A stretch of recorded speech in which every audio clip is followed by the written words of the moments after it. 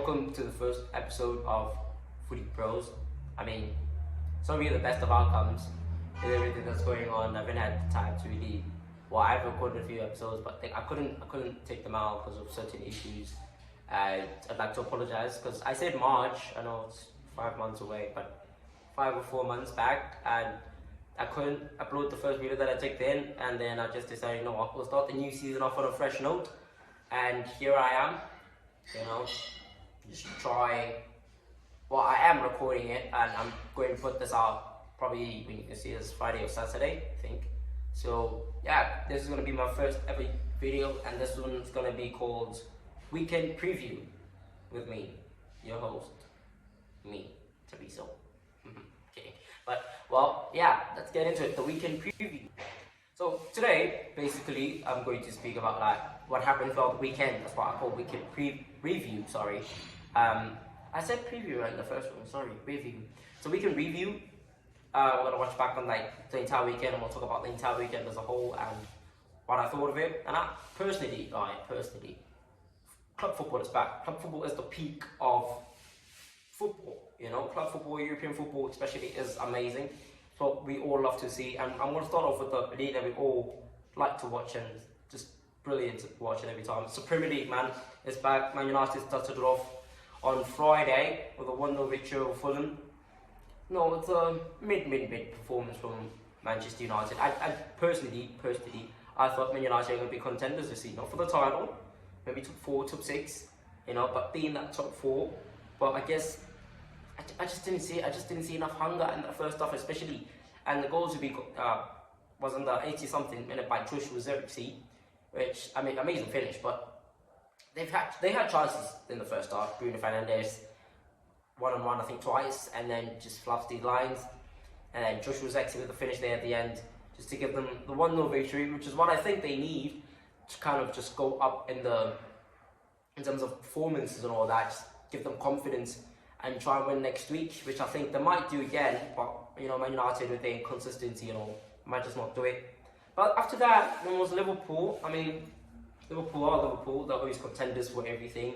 Liverpool have a great side, even though they're without Jurgen Klopp this season. I just believe they are going to be there, and they're always up there. You know, it's not something that because Arne Slot is there, but the football they played on Saturday, man, it was absolutely amazing. I mean, from start to finish, it was top quality football. I mean, not from start to finish, actually, from the start to finish of the second half. The first half was a bit off from them, you know, and second half, they played well, you know, good football. I just enjoyed watching them the second half. First half was a bit mid, like I'd say, about Manchester United, but you know, second half, they absolutely blew Ipswich Town out of the water. I mean, Ipswich, new team into the league. I mean, they're getting a baptism of fire, literally. I mean, they're playing Man City next week, which is not going to be an easy feat again. They just, in my opinion, going to be thrashed apart this 2 weeks, and it's going to seem like, are Ipswich really meant to be in this league? They deserve to be here, don't get me wrong, they really do, but with the first 2 games, it just seemed like it's going to be tough. After that, so it was mid-table clashes there, here and there. I mean, Southampton, Newcastle, Brighton, Everton, Arsenal, Wolves. Arsenal, again, are Arsenal. I mean, they're still Arsenal this season. They're still playing well. I mean, there were times in that game where Wolves really put them under pressure. I mean, at that time it was 1-0 in that 60-something minute. I mean, it was just Wolves, I think, for quite about like 65 minutes. And the Emirates was quite shut down for like that period of time. And until sort of like the second goal from Bukayo Saka just gave them that momentum again. And then they could have won by more, but decided to win by 2-0, which it's an Arsenal performance. Good performance, you know, all around. Great save from Ryan that first half to keep it at 1-0 to deny Strand Larsen, the Wolves striker. I mean, where do I see Wolves finishing this season? I'd say probably mid-table. They get a great squad again. I mean, not great squad. They do have a great team. I mean, Strand Larsen, man. I believe 10 goals this season, Strand Larsen. Against Arsenal, with Saliba and Gabriel, they pulled off that performance, which I believe could get him up there, to be honest. Should and will get him up there. And after that was Brighton. Why are Brighton never top 4 contenders? I mean, they've got the quality. They play, for me, one of the best football you will ever see. I mean, their football is mesmerizing to watch. I mean, They play that kind, not the mesmerism of City, I mean the passing and all that, but the kind of football they play, attacking football, you know, it's just amazing. From the goalkeeper to Matoma, sorry for my language there, to Matoma, it's brilliant football. Danny Welbeck, all them, Simon Adingra, it's beautiful football, and they won 3-0 against Everton. I mean, you might say they had a red card, but Brighton, man, come on, give me a top 6 finish this season. You deserve it, lads. I mean, with them and Spurs, their football is quite amazing. Just consistency in the Premier League is what is needed, to be honest. What is needed all the time to actually get up there and try, you know. And there were also a few games, you know, Newcastle beat Southampton, even with the red card to Fabian Schär for violent conduct, which, I mean, Brandon Diaz really did throw him off there. I mean, him falling down was a big flop for him. I don't think that's atrocious. It really is. That's, oh man, I don't know how to put it. If he doesn't fall there, they both get yellow cards. He just fell down to the ground, like, to just give him a red card, and they still lost. And I believe that was, I mean, Southampton played good football since they were, like, even before they went down, Newcastle went down to 10 men. They played good football, they were pressing, they were up there, they were creating chances. They got a goal disallowed correctly for offside. You know, they play well, but Newcastle for me are Newcastle, man. And do I see them getting the top 6, top 4? Not really. I mean, they're still not. We'll see maybe after the Tonali gets back. Maybe it'll be better. Isak, Tonali, Gordon, Bruno, you know, Joe Linton, Fabian Schär, Trippier, all those, you know. Might get better for them. Should. But I don't see a top 4. Maybe a top 6. I don't know, but could get up there. And late kick-off, we saw Aston Villa take on West Ham. Brilliant football again. From Aston Villa, in my point of view. I mean, Aston Villa, with the signing of Amadou Onana, who got the first goal in that game, brilliant. Just brilliant. Brilliant signing for them. There's a lot of things I would say. Amadou Onana really started. He's a brilliant signing, man. It's actually my second video is going to be about transfers, so be sure to watch for that. And guys, don't forget, hit that like button, hit that thumbs up, subscribe, share the video, you know, all the works, DTM, you know. But back to the football. I mean, Amadou Onana signing for me, top 5 signing of the summer in all of football. They played well, they got the first goal, you know, and then West Ham got the penalty. Paqueta slotted it home. I thought Martinez could, you know, save it, but it's not the World Cup, so.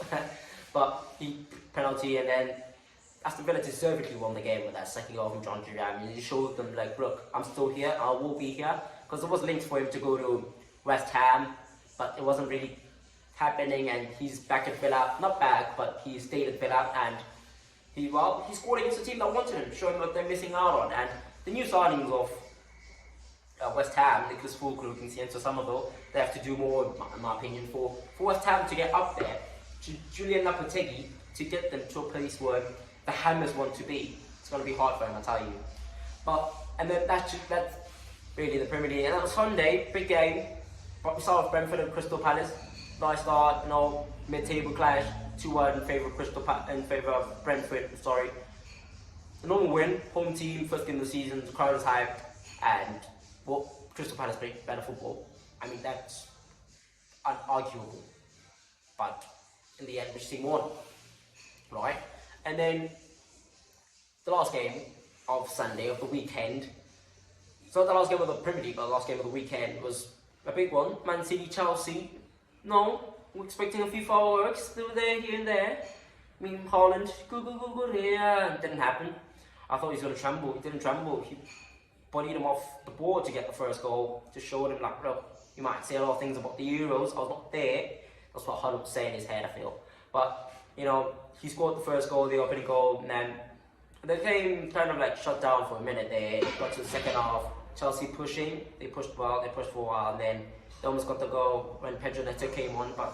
And then Kovacic with a sledgehammer into his former team's heart.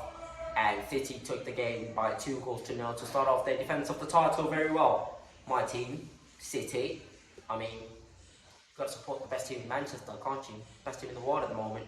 We're still the world champions, don't forget that. And then on Monday, Spurs left up. Spurs, beautiful football, just get the goals, man. Get the goals and you're winning something this season. I promise you. The football you're playing is amazing.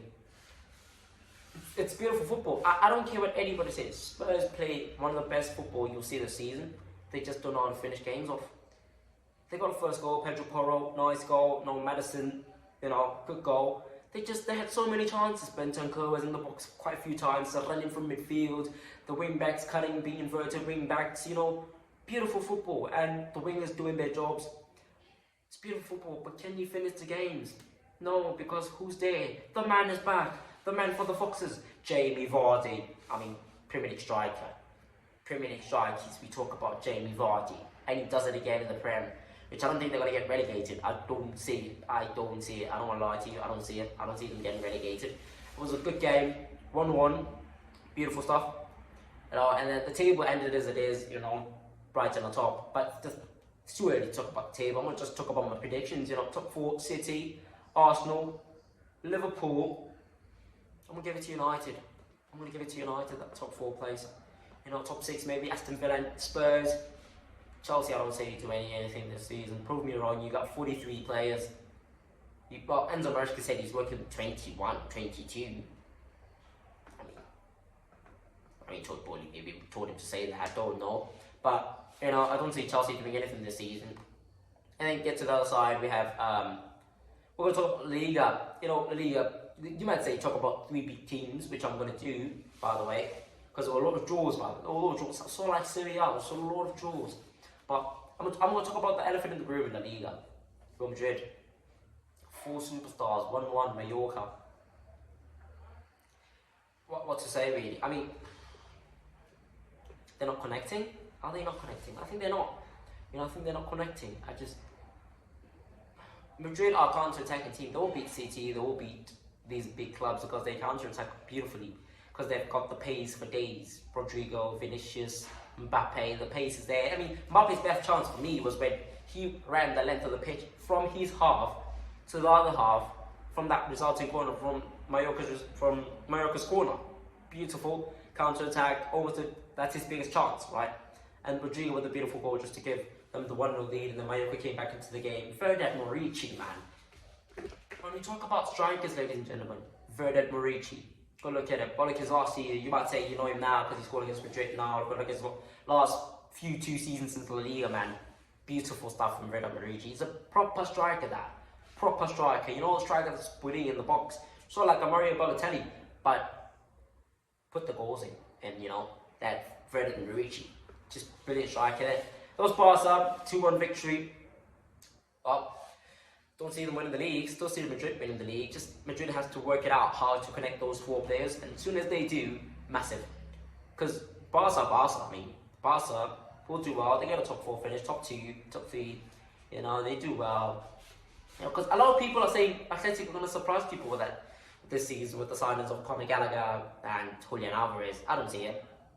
I don't want to lie to you. I don't see it. Because look at it in this way, right? Up front, they've got Antoine Griezmann. They've got Soloth, which is also a new signing. Sorry, I didn't mention him. They've got Julian Alvarez. They've got Gallagher. Now, Gallagher's in midfield, but okay, so about the forwards. Julian Alvarez, Soloth, Griezmann, Memphis Depay, still there, did not leave. I look at those 4 and I'd be like, La Liga winning quality is there. Don't get me wrong, is there. Soloth came from Villarreal, so Spanish football is in his blood, right? He also scored against Villarreal on Monday, but he's from the side, by the way. But they can't win the league, man. The thing about La Liga, right, is you play, obviously, like 38 games, like all the leagues. Real Madrid win most of the games. They were they undefeated last season? No, they lost 1 game last season. That shows the consistency is there to win the league. And Atletico Madrid, right, what they will do is they'll win. They drew against Villarreal, by the way, don't forget that. They'll win, they'll get hyped, 5-game winning streak, and then boom, they go on a slump. And Atletico Madrid, when they go on a slump, they go on a real slump in La Liga, man. They always do that, and you might say a lot of things. You might say, fatigue, because they're playing Champions Leagues in between, Copa del Rey and all that. But to win a league cup, a league title, you gotta be consistent. Ask Man City, man. You gotta be very consistent to win the league. That's just what it is. But overall, La Liga, man, so many draws, so many draws. I mean, Thursday to Friday, I think it was one. Celta, I think won. Celta win. I think Celta Vigo won with the well, it was a big cancelled of Iago Aspas, but so many draws. Then the last league I want to talk about is Serie A, because that should be a record for the most draws in a match day, especially match day 1. 12 teams on 1 point. That means 6 draws out of a possible 10 games, right? Bloody hell. 6 draws out of a possible 10 games. That's a lot. But that's not the elephant in the room. The elephant in the room in Serie A is the 3-0 thumping of Napoli. I mean, they've got Antonio Conte. Well, they don't have Victor Osimhen because there's a huge saga between him and Lukaku right now. Are they going to go vice versa? One to Chelsea, one to Napoli. You know, they've got Kvaratskhelia Kvaratskhelia. He got injured in that game, but I mean, they've got a good squad. I mean, Laporta, you know, all those. Juan Jesus in that defense. Sorry for that. You know, Juan Jesus in that defense. Brilliant stuff. I feel like for me, right, I think Antonio Conte will make it work eventually. He will make it work. I believe in him. I believe in his qualities. He will do it. They will get better. He won't get sacked. If he does get sacked, then I think Napoli are in real trouble now. Like, sacking Antonio Conte. Oof. Can ask Spurs about that. But they got a better one than Ange Postecoglou, you know. And the other 2 Milan teams drew. Great game from Milan though. Not great game, but great comeback. I mean, they were 2-0 down in the 88th to 87th minute. They came back from 2 up and last 1 goal, and then the last goal there in the 90th something minute. Brilliant game to watch, really. But when big teams go behind, it's actually an enticing game because all they do is attack. And they will keep Rafael Leao. The news today that, you know, he won't go from the CEO of AC Milan, that he won't go to Barcelona. Not surprising. Barcelona's fans are not at the right state of mind right now. We'll talk about all that in the next video. Be sure to watch it. Dropping probably Saturday when you're gonna watch it. This one probably Friday when you're watching it now. So yeah. And then what else? That's the 3 big leagues. And the other leagues, obviously, Ligue 1 and the Eredivisie also played. I mean, typical games. PSG winning, and the Eredivisie. Well, NAC Breda beat Ajax. Ajax in trouble. Ajax in trouble. I'm in real trouble. They gotta fix a lot of things in there. I don't know whether the idea of youth is not working anymore, because Ajax are youth, like they like to play on youth, and it's not working anymore, I believe, and they gotta change up a few things, you know. And then I think that's it, you know. That's the review of that weekend. Hopefully next week's football is even better, and I will drop it again on Friday, the next review. I'm thinking of making previews. I'm not sure. I'm contemplating doing them, but I'm not sure with the timing and all that. But preview seems a bit too much, but I'll try. And be sure to click that like button, subscribe. Thank you for watching. See you in the next one. Boom.